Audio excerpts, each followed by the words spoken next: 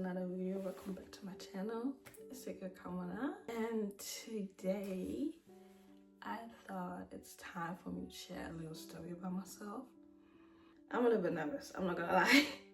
I'm a little bit nervous because not a lot of people know the story, and then I had a conversation with a few girls of mine and they told me that I should just share because it's part of my story, it's part about me, it's part of my life. Okay guys, remember English is not my first language and I'm trying my best with that story because it's a little bit complicated and I don't think I know. There's some words that I probably can't translate and I will just translate later, but yeah. It all started, I'm nervous, that's why I need to say it like that.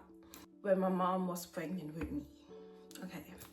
My mom was pregnant with me years ago and there were some complications and I came earlier than I was supposed to. I mean, she did say it was like 2.5 months or even more earlier. Came to this world unfinished. They put me into these incubation boxes where I can like fully develop and they gave me nutrition and all that stuff. 2 weeks after I was born, there were complications with my heart and they had to perform surgery on me. The doctor did say that I will have difficulties with breathing and that my immune system is weaker than the one from other people's, say average people, and that they have to watch out and take care of me a little bit more than parents would do with normal children. So they kept me in the hospital for observation, and then 3 months after the first surgery, I had my second surgery because my colon, I think it's colon, my colon was twisted and led to stomach ache and refusing to eat. They had to cut me open again to fix that, and then I was longer there for observation. In the meantime, I was there in the hospital. My mama was there and my dad was taking my brother to kindergarten, and then when somebody had to pick him up, they would switch and my dad would come and stay with me and my mom would pick my brother up and cook and clean. And eventually my uncle and aunties came by to support my parents. And when I could leave, the doctor told my parents that I would have problems with speaking and that I have asthma. So my childhood literally was like me sleeping in the living room with a breathing mask on. They gave me medicine to feel like hunger so I would eat. And then when I was between 7 and 10, I had these constantly cramps. Like my stomach would cramp so bad. It's not like period cramps, but like I had stomach ache so bad that I couldn't even stand up straight. Like I was walking like, you know, these grandpas and grandmas when they have like, they're old because they're old, they walk like that. That's the way I was walking because my stomach hurted so bad and I started vomiting. And these symptoms would come and go. Like there was a time period I was just vomiting, refusing to eat, and then the symptoms go away and then I'm fine, I'm eating normally again. And then I would start vomiting again. Like weeks I was fine and then weeks later I was bad. In weeks I was fine, I was bad. Or months I was fine and months I was bad. I went to Asadis hospital so much that till this day they recognize me. But when we were there, nobody could help, nobody knew what I had. Nothing. They did the examinations where they put a camera in my body to look if my colon is fine, and since the symptoms were coming and going, they did not saw me as a priority, or they thought I was faking it because I'm a child, or I don't know. The last time when the symptoms came back, they were so bad. I was not eating, I was just constantly throwing up. My stomach was constantly hurting to the point that I started vomiting blood. Till this day, I remember the pain of me vomiting blood, and I don't wish that on my enemy. It's just a painful feeling, and I don't even know how my parents or my grandparents felt at that moment. That's when my grandparents put me on the back seat and drove me to the hospital. Get there, we went to the emergency room, and I kept us waiting and waiting and waiting.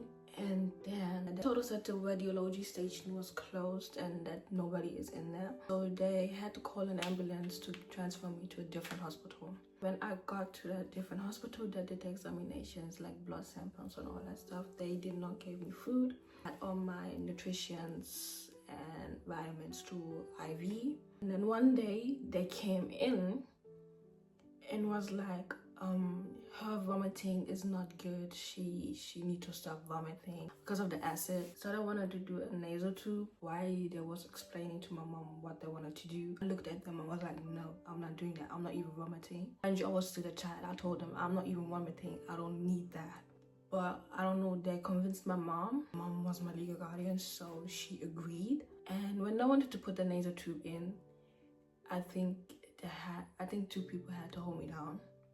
because I did not want that thing in my nose. I had like one person on each side holding me down. So when I first time put it in, it wasn't straight. It started curling inside of me. So the tube started scratching my organ. Same here.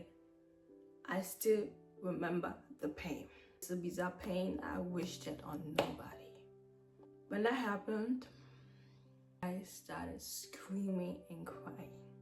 When they realized that I am in pain, instead of pulling it out slowly, they started yanking that thing out. That also hurt it. I'm there trying to process what's going on, what's happening. I couldn't even catch my breath. Then I tried again, and this time it was there. So I had this tube. They fixated it. I was just laying there numb. Between all the examinations that I had, blood samples, taking bloods from my fingers, from my hand, from the back of my hand, from my arms. Like I was blue, yellow, purple. Go to that examination. Go do this. The tube was my last straw. I'm laying there with the tube in my nose, numb. Speaking hurted. I had a tube. I had a tube for my nose going down like this. I was not about to speak. I wasn't even thinking about speaking. And I just looked at people. My grandpa came in. My dad came in. My mom came in. They tried to talk to me, but I just looked at them. I was done with this whole situation. I was so done. And to be honest, little me was actually done with the world in general. I did not want it to be here. I had so many examinations that I was so done, and I was like, Lord, it's time for you to take me. Ain't no way you have me out here with my 9 or 10 years old, laying in this bed suffering like this. What did I do to deserve this? Mind you, at that age, to actually be fed up with the world and thinking like it would be better for me just to die is crazy. I was ready to die. At that moment, I was ready to die. I even looked like I was ready to die. I was just skin and bones. I was done and tired, and I couldn't take it anymore. So weeks passed that I finally figured out what I had and planned the operation. They put me like in the waiting room to be taken over to get the anesthesia. My mama was there, and she was praying. While she was praying, I literally closed my eyes and I was praying in my head, and I was like, God, if I don't wake up from this, I promise I'm not gonna even be mad. That's what I literally said. Like, if you're gonna take me now, please take me. That was my prayer. My prayer was literally for God to take me. If this is my time, take it. Take me out of here. I don't want to be here. You have me suffering since I was born. It's enough. So I went to the anesthesia. He made me count, and everything went dark. So little me, the little understanding that I had, really thought, okay, that's it. Eventually, I woke up. The operation finished. The operation was a success. I am still here, obviously. So there was a few stuff that I had to learn again. I had to learn how to breathe, and I had to learn how to cough. I did that for a few weeks. They started slowly introducing me to normal food again and said, I'm good. I can go. No, I can probably say the story and see, and that's it. But the reason I'm telling you the story is because I strongly and truly believe that the only reason why I'm still here is because of God. My parents protected me in prayers. My parents covered me in prayers. Since I was a little girl, since I was a newborn, I was constantly covered in prayers. I grew up religiously. My parents are Christians. I'm a Christian. My grandparents are Christian. My grandpa is a pastor, and my grandma is an evangelist. Despite knowing God, I felt like he was not there for me, because why would you let me get like physically go through so much and then mentally allow all these attacks? Because after all that happened, I started to get depressed early on. I started to believe the lies that people told me and made them even worse in my head. There was a point that I was mentally so drained that I really was thinking about ending it. I knew too much about God to end it. Clearly the devil saw something inside of me even before I was born, so he tried to attack me multiple times. And a few times I caved in and let him disturb me. But knowing that God got me even before I could even say thank you or think about him, was there pulling his strings, doing his thing, and keeping me alive constantly.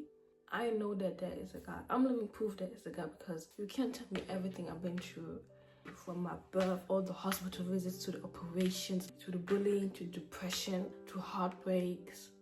You can't tell me after all that I'm sitting here genuinely happy about my life, genuinely happy that I'm here, finally knowing what I'm worth, that I'm loved abundantly, knowing that the things people said to me back then were lies. and giving my testimony and me being able to do that is God. God is the only reason why I can sit here and tell you that at like almost 2 a.m. in the morning. My faith was small as a mustard seed. My faith was small. But God said that's enough. God said that's all I need. People telling me that I'm useless, that I'm ugly, that I'm fat, that I don't deserve to be loved, that I'm not deserved to be here. Were bullying me, were beating me up, calling me all sort of things. Doctors declaring that I won't be able to speak properly. Doctors declaring that I have to fight catching my breath all the time because of asthma. Doctors saying that I would get sick easily, maybe will not be here for a long time. And people want me to believe that it's out of luck. It's not. I come from a family of prayer warriors. I knew from an early age that I actually have no business to be playing with my life around like that. But I still did. And God still kept me protected. And God still wants me to fulfill my purpose. I was going through so much things in my life. It wouldn't be even surprising for me to turn bitter and ugly and mean and nasty. But I'm not. I'm God so thankful for letting me go through all that to see what a wonderful God I serve. The only reason that I'm here, sharing my stuff on YouTube, being on TikTok, living my life, having my job, is because of the grace of God, literally. If the devil tried to attack me earlier, then there is something inside of me that y'all need to see. I'm here to stay until I finish whatever the Lord wants me to do. When God says it's not your time, it's not your time. You can beg, you can cry, you can do whatever. You will not go. Because that's what I did. And I'm still here. And I'm thankful that I'm here. There are so many things I want to experience. There's so many things I want to do. There's so many things I want to know. And I'm so grateful and thankful for God not giving up on me. And one more thing. To the people who know me in real life, like see me, please, I promise you I'm good now. I don't need, especially the ones from church, please. I don't need any of y'all to come up to me like, come on now, send your video. Please, don't. Listen, guys. During depression, I barely left the house. I was a homebody. Interacting with people was something that I rarely did.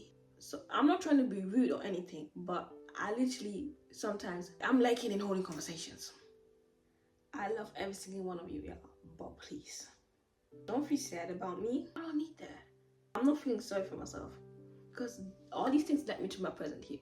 All these things led me to the church, to you guys. I need you guys to say a prayer and thank God for keeping me safe.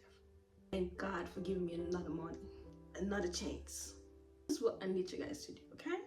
So when I post this video, you see me on Sunday, don't say sorry. You can literally say anything, but don't say sorry. Because when I'm not sorry, I don't need y'all to be sorry. This is the end of my video. Thank you guys for listening. Stay blessed. Love you guys.